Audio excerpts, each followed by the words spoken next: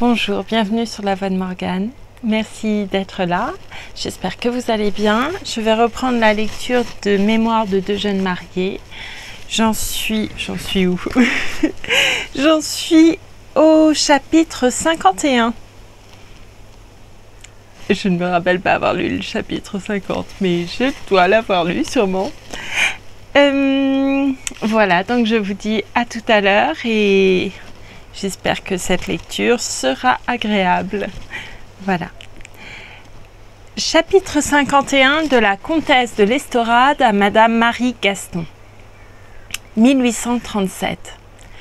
Que deviens-tu, ma chère? Après un silence de 3 années, il est permis à René d'être inquiète de Louise. Voilà donc l'amour. Il emporte, il annule une amitié comme la nôtre.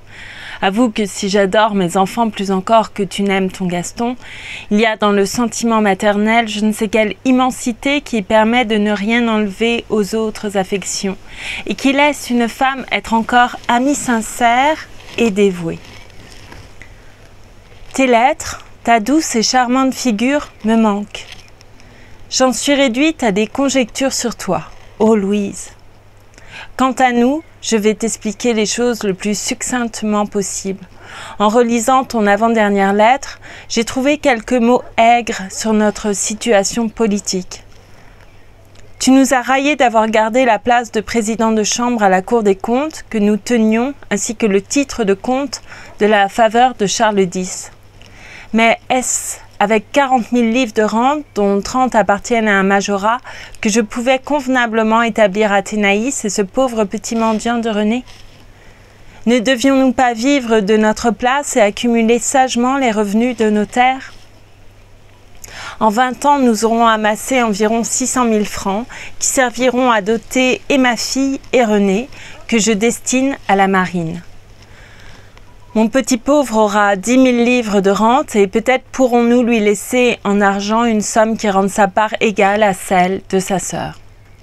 Quand il sera capitaine de vaisseau, mon mendiant se mariera richement et tiendra dans le monde un rang égal à celui de son aîné. Ces sages calculs ont déterminé dans notre intérieur l'acceptation du nouvel ordre de choses. Naturellement, la nouvelle dynastie a nommé Louis pair de France et grand officier de la Légion d'honneur. Du moment où l'Estorade prêtait serment, il ne devait rien faire à demi. Dès lors, il a rendu de grands services dans la Chambre. Le voici maintenant arrivé à une situation où il restera tranquillement jusqu'à la fin de ses jours. Il a de la dextérité dans les affaires. Il est plus parleur agréable qu'orateur, mais cela suffit à ce que nous demandons à la politique. Sa finesse, ses connaissances, soit en gouvernement, soit en administration, sont appréciées, et tous les partis le considèrent comme un homme indispensable. Je puis te dire qu'on lui a dernièrement offert une ambassade, mais je la lui ai fait refuser.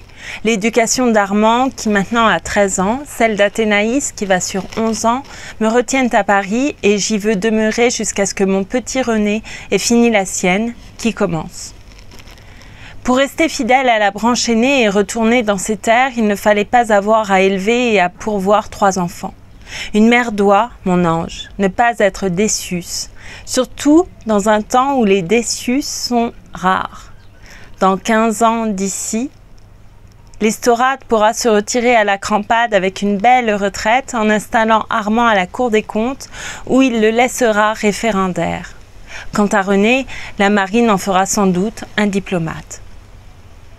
À 7 ans, ce petit garçon est déjà fin comme un vieux cardinal. Ah Louise, je suis une bienheureuse mère. Mes enfants continuent à me donner des joies sans ombre. Senza brama sicura ricchezza. Armand est au collège Henri IV. Je me suis décidée pour l'éducation publique sans pouvoir me décider néanmoins à m'en séparer. Et j'ai fait comme faisait le duc d'Orléans avant d'être et peut-être pour devenir Louis-Philippe. Tous les matins, Lucas, ce vieux domestique que tu connais, mène Armand au collège à l'heure de la première étude et me le ramène à 4h30. Un vieux et savant répétiteur qui loge chez moi le fait travailler le soir et le réveille le matin à l'heure où les collégiens se lèvent. Lucas lui porte une collation à midi pendant la récréation. Ainsi, je le vois pendant le dîner, le soir avant son coucher et j'assiste le matin à son départ. Armand est toujours le charmant enfant plein de cœur et de dévouement que tu aimes. Son répétiteur est content de lui. J'ai ma Naïs avec moi et le petit qui bourdonne sans cesse, mais je suis aussi enfant qu'eux. Je n'ai pas pu me résoudre à perdre la douceur des caresses de mes chers enfants. Il y a pour moi dans la possibilité de courir dès que je le désire au lit d'Armand pour le voir pendant son sommeil ou pour aller prendre, demander, recevoir un baiser de cet ange, une nécessité de mon existence. Néanmoins, le système de garder les enfants à la maison paternelle a des inconvénients et je les ai bien reconnus. La société, comme la nature, est jalouse et ne laisse jamais entreprendre sur ses lois. Elle ne souffre pas qu'on lui en dérange l'économie. Ainsi, dans les familles où l'on conserve les enfants, ils y sont trop tôt exposés au feu du monde. Ils en voient les passions, ils en étudient les dissimulations. Incapables de deviner les distinctions qui régissent la conduite des gens faits, ils soumettent le monde à leurs sentiments, à leurs passions, au lieu de soumettre leurs désirs et leurs exigences au monde. Ils adoptent le faux éclat qui brille plus que les vertus solides, car c'est surtout les apparences que le monde met en dehors et habille de formes menteuses.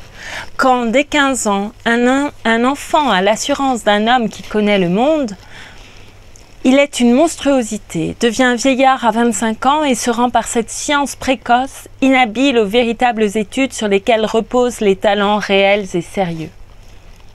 Le monde est un grand comédien et, comme le comédien, il reçoit et renvoie tout, il ne conserve rien.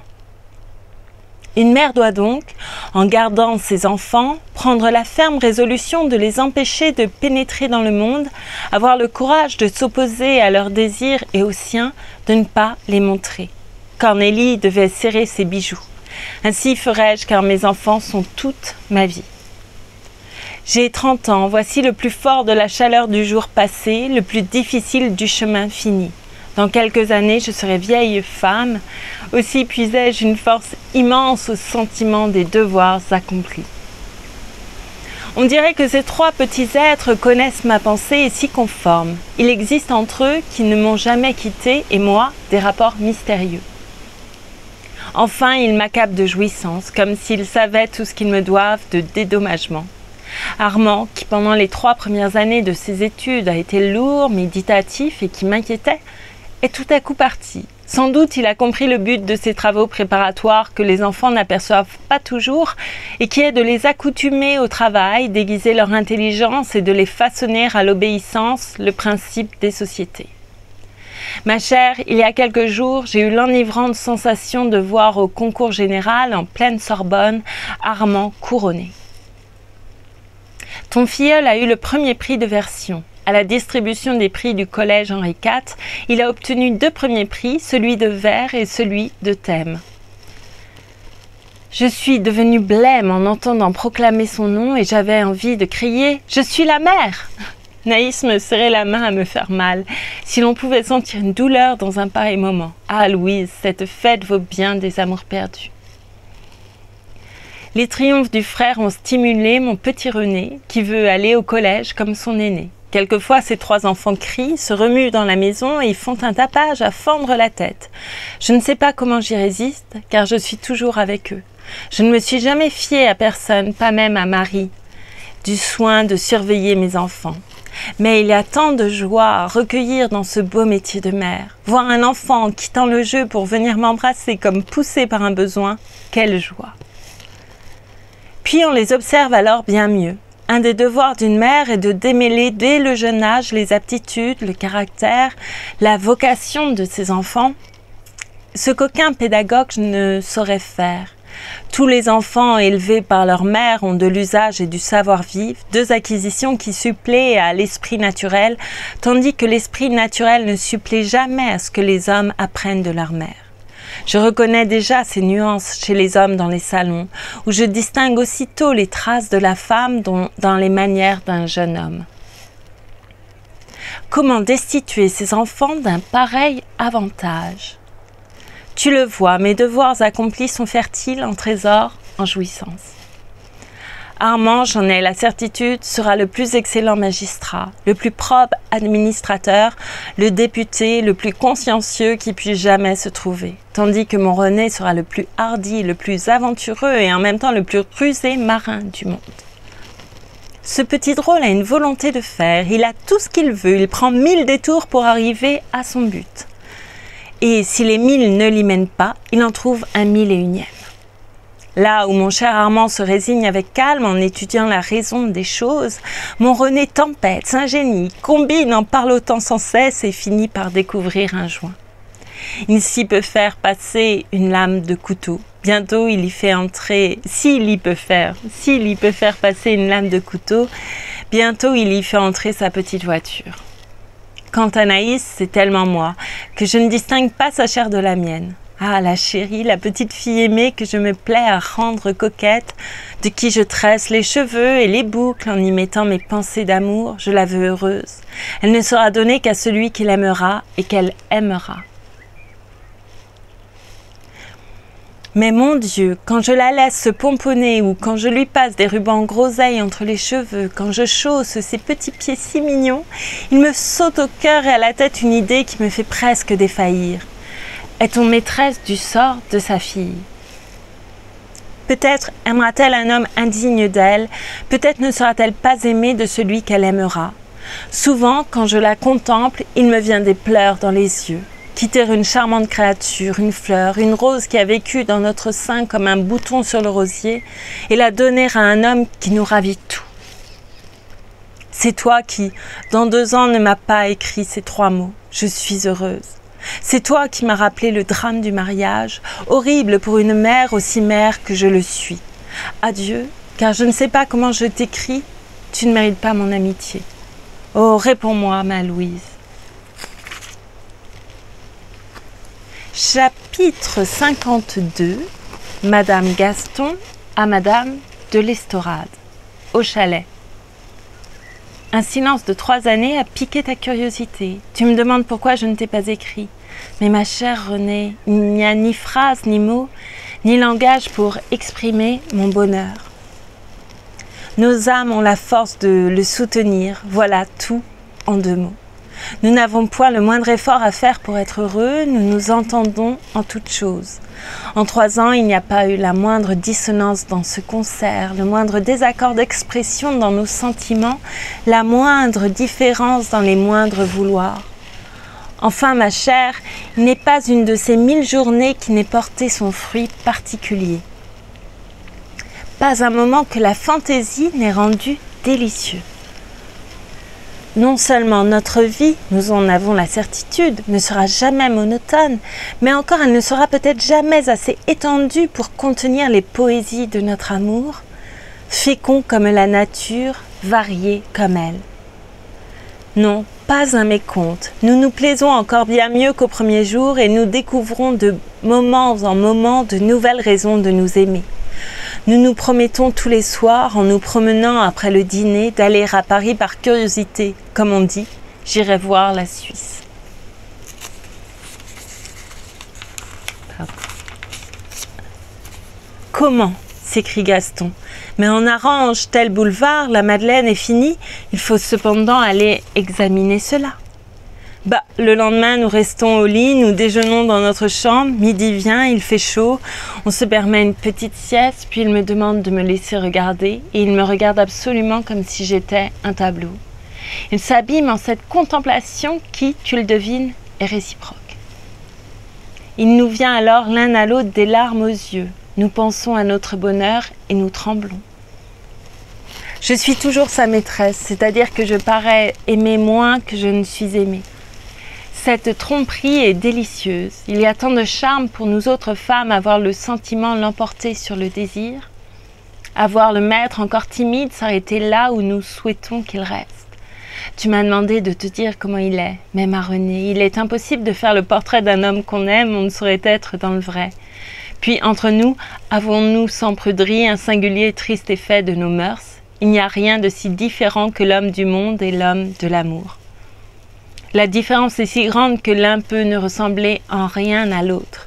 Celui qui prend les poses les plus gracieuses du plus gracieux danseur pour nous dire au coin d'une cheminée le soir une parole d'amour peut n'avoir aucune des grâces secrètes que veut une femme. Au rebours, un homme qui paraît laid, sans manière, mal enveloppé de drap noir, cache un amant qui possède l'esprit de l'amour et qui ne sera ridicule dans aucune de ces positions où nous-mêmes nous pouvons périr avec toutes nos grâces extérieures. Rencontrer chez un homme un accord mystérieux entre ce qu'il paraît être et ce qu'il est, en trouver un qui, dans la vie secrète du mariage, ait cette grâce innée qui ne se donne pas, qui ne s'acquiert point, que la statuaire antique a déployée dans les mariages voluptueux et chastes de ses statues, cette innocence du laisser-aller que les anciens ont mise dans leurs poèmes et qui dans le déshabillé paraît avoir encore des vêtements pour les âmes, tout cet idéal qui ressort de nous-mêmes et qui tient au monde des harmonies, qui sans doute est le génie des choses. Enfin, cet immense problème cherché par l'imagination de toutes les femmes, eh bien, Gaston en est la vivante solution. Ah, chère, je ne savais pas ce que c'était que l'amour, la jeunesse, l'esprit et la beauté réunis. Mon Gaston n'est jamais affecté, sa grâce est instinctive, elle se développe sans effort. Quand nous marchons seuls dans les bois, sa main passée autour de ma taille, la mienne sur son épaule, son corps tenant au mien, nos têtes se touchant, nous allons d'un pas égal, par un mouvement uniforme et si doux, si bien le même, que pour des gens qui nous verraient passer, nous paraîtrions un même être glissant sur le sable des allées, à la façon des immortels d'Homère. Cette harmonie est dans le désir, dans la pensée, dans la parole. Quelquefois, sous la feuillée encore humide d'une pluie passagère, alors qu'au soir les herbes sont d'un vert lustré par l'eau, nous avons fait des promenades entières sans nous dire un seul mot. Écoutant le bruit des gouttes qui tombaient, jouissant des couleurs rouges que le couchant étalait aux cimes ou broyait sur les écorces grises. Certes alors nos pensées étaient une prière secrète, confuse, qui montait au ciel comme une excuse de notre bonheur.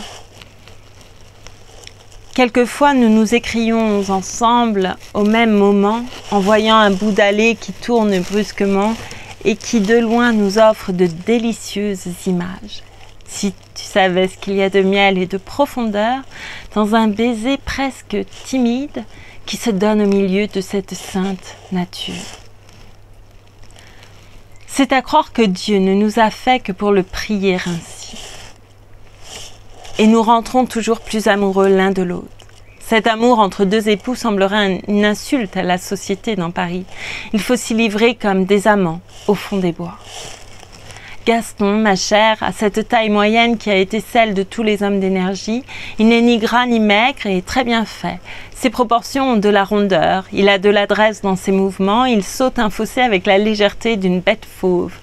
En quelque position qu'il soit, il y a chez lui comme un sens qui lui fait trouver son équilibre. Et ceci est rare chez les hommes qui ont l'habitude de la méditation. Quoique brun, il est d'une grande blancheur. Ses cheveux sont d'un noir de jais et produisent de vigoureux contrastes avec les tons mats de son cou et de son front. Il a la tête mélancolique de Louis XIII. Il a laissé pousser des moustaches chez sa royale, mais je lui ai fait couper ses favoris et sa barbe. C'est devenu commun. Sa sainte misère me l'a conservé pur de toutes ces souillures qui gâtent tant de jeunes gens. Il a des dents magnifiques, il est d'une santé de fer. Son regard bleu si vif, mais pour moi d'une douceur magnétique, s'allume et brille comme un éclair quand son âme est agitée. Semblable à tous les gens forts et d'une puissante intelligence, il est d'une égalité de caractère qui te surprendrait comme elle m'a surprise. J'ai entendu bien des femmes me confier les chagrins de leur intérieur, mais ces variations de vouloir, ces inquiétudes des hommes mécontents d'eux-mêmes, qui ne veulent pas ou ne savent pas vieillir, qui ont je ne sais quels reproches éternels de leur folle jeunesse, et dont les veines charrient des poisons, dont le regard a toujours un fond de tristesse, qui se font taquins pour cacher leur défiance, qui vous vendent une heure de tranquillité pour des matinées mauvaises, qui se vengent sur nous de ne pouvoir être aimables, et qui prennent nos beautés en une haine secrète. Toutes ces douleurs, la jeunesse ne les connaît point. Elles sont l'attribut des mariages disproportionnés. Oh ma chère, ne marie Athénaïs qu'avec un jeune homme. Si tu savais combien je me repais de ce sourire constant que varie sans cesse un esprit fin et délicat. De ce sourire qui parle, qui, dans le coin des lèvres, renferme des pensées d'amour, de muets remerciements, et qui relie toujours les joies passées au présent. Il n'y a jamais rien d'oublié entre nous. Nous avons fait des moindres choses de la nature des complices de nos félicités. Tout est vivant, tout nous parle de nous dans ces bois ravissants. Un vieux chêne moussu, près de la maison du garde sur la route, nous dit que nous nous sommes assis fatigués sous son ombre et que Gaston m'a expliqué là les mousses qui étaient à nos pieds, m'a fait leur histoire et que de ces mousses nous avons monté de science en science jusqu'aux fins du monde. Nos deux esprits ont quelque chose de si fraternel que je crois que c'est deux éditions du même ouvrage. Tu le vois, je suis devenue littéraire. Nous avons tous deux l'habitude ou le don de voir chaque chose dans son étendue, d'y tout apercevoir.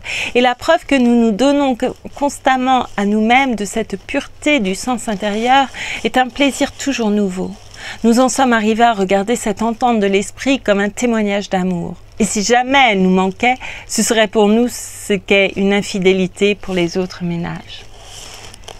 Ma vie, pleine de plaisir, te paraîtrait d'ailleurs excessivement laborieuse. D'abord, ma chère, apprends que Louise Armande Marie de Chaulieu fait elle-même sa chambre. Je ne souffrirai jamais que des soins mercenaires qu'une femme ou une fille étrangère s'initiasse, femme littéraire, au secret de ma chambre. Ma religion embrasse les moindres choses nécessaires à son culte. Ce n'est pas jalousie, mais bien respect de soi-même. Aussi ma chambre est-elle faite avec le soin qu'une jeune amoureuse peut prendre de ses atours. Je suis méticuleuse, je n'y arrive pas, pardon. Je suis méticuleuse comme une vieille fille. Mon cabinet de toilette, au lieu d'être un tohu-bohu, est un délicieux boudoir. Mes recherches ont tout prévu. Le maître, le souverain, peut y entrer en tout temps. Son regard ne sera point affligé, étonné ni désenchanté. Fleurs, parfums, élégance, tout y charme la vue. Pendant qu'il dort encore le matin au jour, sans qu'il en soit encore douté, je me lève, je passe dans ce cabinet où, rendue savante par les expériences de ma mère, j'enlève les traces du sommeil avec des lotions d'eau froide.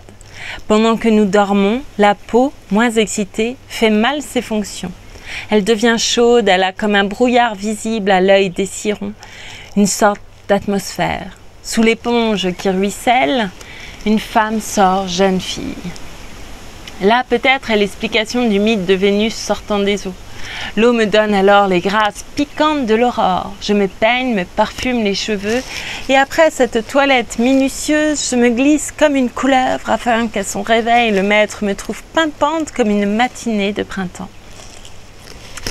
Il est charmé par cette fraîcheur de fleurs nouvellement écloses, sans pouvoir s'expliquer le pourquoi. Plus tard, la toilette de la journée regarde alors ma femme de chambre et a lieu dans un salon d'habillement. Il y a, comme tu le penses, la toilette du coucher. Ainsi, j'en fais 3 pour monsieur mon époux, quelquefois 4. Mais ceci, ma chère, tient à d'autres mythes de l'Antiquité. Nous avons aussi nos travaux. Nous nous intéressons beaucoup à nos fleurs, aux belles créatures de notre serre et à nos arbres. Nous sommes sérieusement botanistes. Nous aimons passionnément les fleurs, le chalet en est encombré. Nos gazons sont toujours verts, nos massifs sont soignés autant que ceux des jardins du plus riche banquier.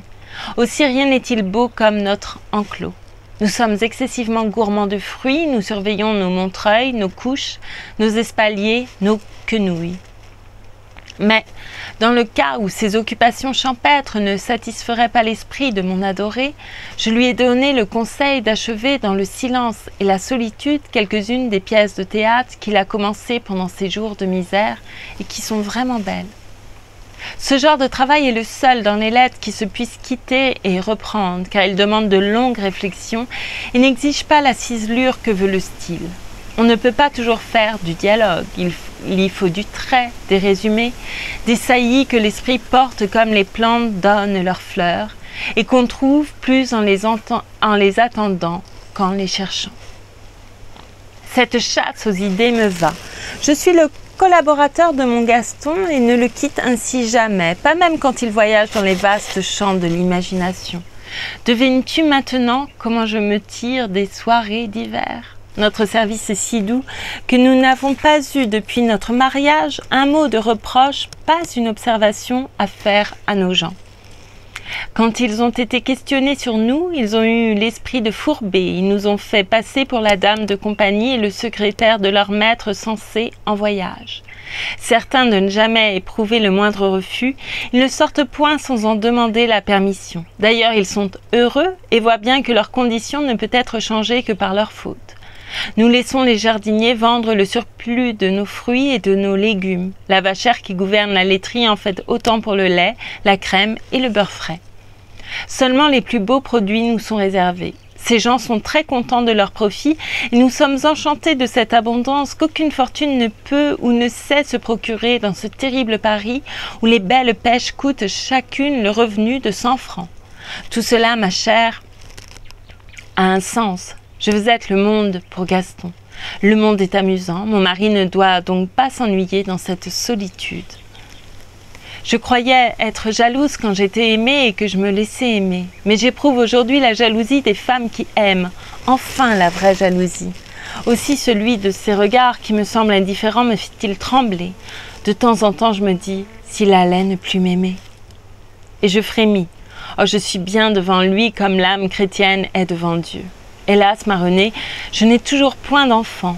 Un moment viendra sans doute où il faudra les sentiments du père et de la mère pour animer cette retraite, où nous aurons besoin l'un et l'autre de voir des petites robes, des pèlerines, des têtes brunes ou blondes, sautant, courant à travers ces massifs et nos sentiers fleuris.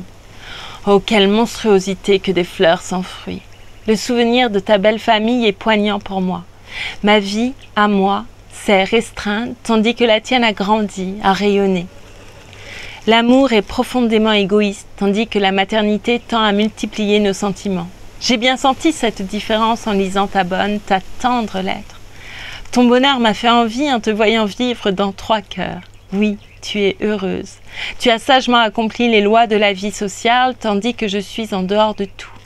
Il n'y a que des enfants aimants et aimés qui puissent consoler une femme de la perte de sa beauté. J'ai 30 ans bientôt, et à cet âge, une femme commence de terribles lamentations intérieures. Si je suis belle encore, j'aperçois les limites de la vie féminine. Après, que deviendrai-je? Quand j'aurai 40 ans, il ne les aura pas, il sera encore jeune, et je serai vieille.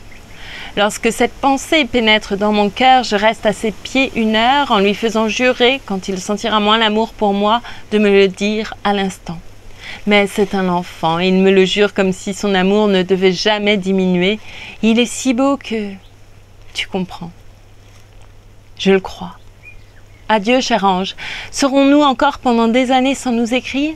Le bonheur est monotone dans ses expressions. Aussi peut-être est-ce à cause de cette difficulté que Dante paraît plus grand aux âmes aimantes dans son paradis que dans son enfer. Je ne suis pas Dante, je ne suis que ton ami, et tiens à ne pas t'ennuyer. Toi, tu peux m'écrire car tu as dans tes enfants un bonheur varié qui va croissant, tandis que le mien. Ne parlons plus de ceci, je t'envoie 1000 tendresses.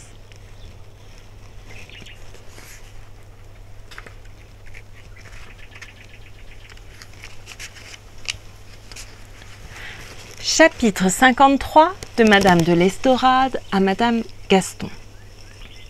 Ma chère Louise, j'ai lu, relu ta lettre et plus je m'en suis pénétrée, plus j'ai vu en toi moins une femme qu'un enfant. Tu n'as pas changé. Tu oublies ce que je t'ai dit 1000 fois. L'amour est un vol fait par l'état social à l'état naturel. Il est si passager dans la nature que les ressources de la société ne peuvent changer sa condition primitive. Aussi toutes les nobles âmes essaient-elles de faire un homme de cet enfant.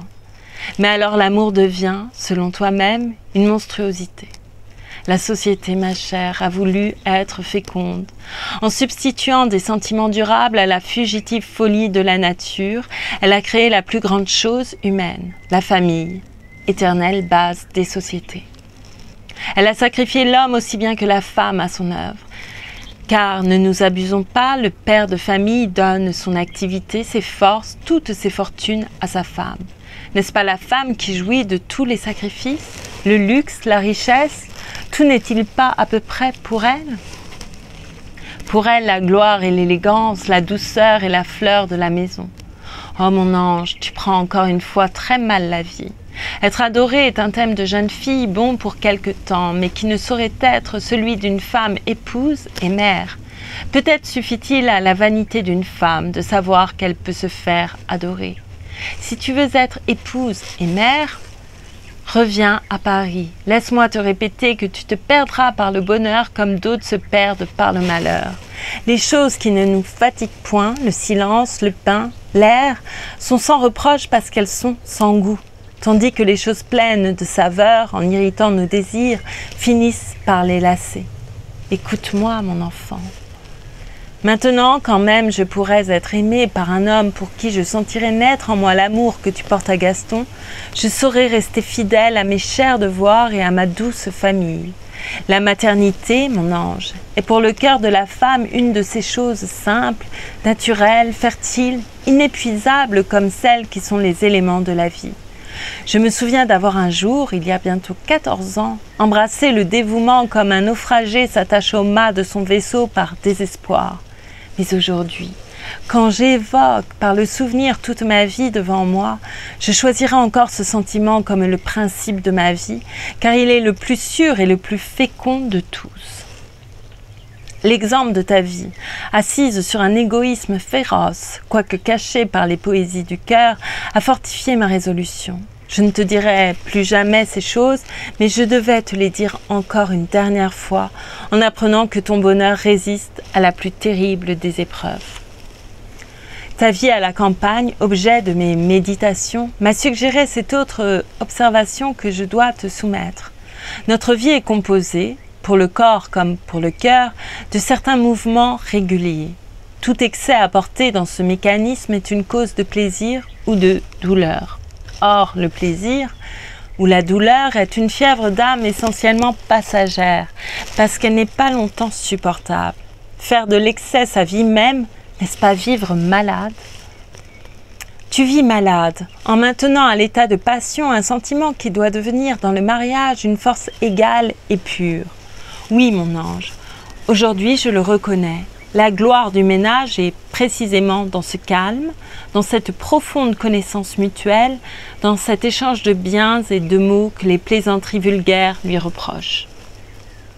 Oh, combien il est grand ce mot de la duchesse de Sully. La femme du grand Sully, enfin, à qui l'on disait que son mari, quelque grave qu'il parût, ne se faisait pas scrupule d'avoir une maîtresse. C'est tout simple, a-t-elle répondu. Je suis l'honneur de la maison et serais fort chagrine d'y jouer le rôle d'une courtisane. Plus voluptueuse que tendre, tu veux être et la femme et la maîtresse. Avec l'âme d'Héloïse et l'essence de sainte Thérèse, tu te livres à des égarements sanctionnés par les lois. En un mot, tu dépraves l'institution du mariage. Oui, toi qui me jugeais si sévèrement quand je paraissais immorale en acceptant dès la veille de mon mariage les moyens du bonheur, en pliant tout à ton usage, tu mérites aujourd'hui les reproches que tu m'adressais. Et quoi? Tu veux asservir et la nature et la société à ton caprice? Tu restes toi-même, tu ne te transformes point en ce que doit être une femme. Tu gardes les volontés, les exigences de la jeune fille et tu portes dans ta passion les calculs les plus exacts, les plus mercantiles. Ne vends-tu pas très cher tes parures? Je te trouve bien défiante avec toutes tes précautions. Oh, chère Louise, si tu pouvais connaître les douceurs du travail que les mères font sur elles-mêmes pour être bonnes et tendres à toute leur famille. L'indépendance et la fierté de mon caractère se sont fondues dans une mélancolie douce et que les plaisirs maternels ont dissipé en la récompensant. Si la matinée fut difficile, le soir sera pur et serein. J'ai peur que ce soit tout le contraire pour ta vie. En finissant ta lettre, j'ai supplié Dieu de te faire passer une journée au milieu de nous pour te convertir à la famille, à ces joies indicibles, constantes, éternelles, parce qu'elles sont vraies, simples et dans la nature. Mais hélas, que peut ma raison contre une faute qui te rend heureuse? J'ai les larmes aux yeux en t'écrivant ces derniers mots. J'ai cru franchement que plusieurs mois accordés à cet amour conjugal te rendraient la raison par la satiété. Mais je te vois insatiable et après avoir tué un amant, tu en arriveras à tuer l'amour. Adieu, cher égaré, je désespère, puisque la lettre où j'espérais te rendre à la vie sociale par la peinture de mon bonheur n'a servi qu'à la glorification de ton égoïsme. Oui, il n'y a que toi dans ton amour, et tu aimes Gaston bien plus pour toi que pour lui-même. Et je vais m'arrêter là pour cette lecture. Voilà, il y a toujours beaucoup à dire. Mon Dieu, je suis une très vieille femme, déjà. Ah là là, oui, plein de choses. Bon, selon les époques, c'était peut-être différent aussi. Mais sur les devoirs d'une mère, sur les possibilités d'une jeune fille, sur comment vivre en tant que femme, tout ce qu'on doit faire, tout ce qu'on doit supporter. Oh mon Dieu! Voilà. Heureusement, les choses... Je ne sais pas si elles vont tant changer que ça. Au moins dans ce qu'on attend des femmes, malgré les apparences. Mais j'aime à penser qu'au moins les femmes, les jeunes filles, les jeunes femmes, les femmes âgées, selon le livre, toutes les femmes ont plus le choix, même si on leur enlève pas la culpabilité ou les reproches, mais au moins elles ont plus le choix de vivre. Et encore, c'est faux pour tellement de femmes.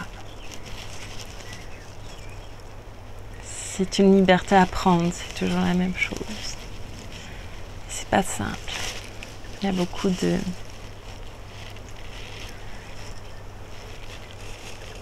contraintes. Voilà, je m'arrête là pour l'instant. Je vous remercie en tout cas. Je vous souhaite une belle journée, une belle soirée, une belle matinée, une belle journée dans ces cas-là. Et j'espère que cette lecture vous aura plu. Je vous dis à très bientôt. Merci encore.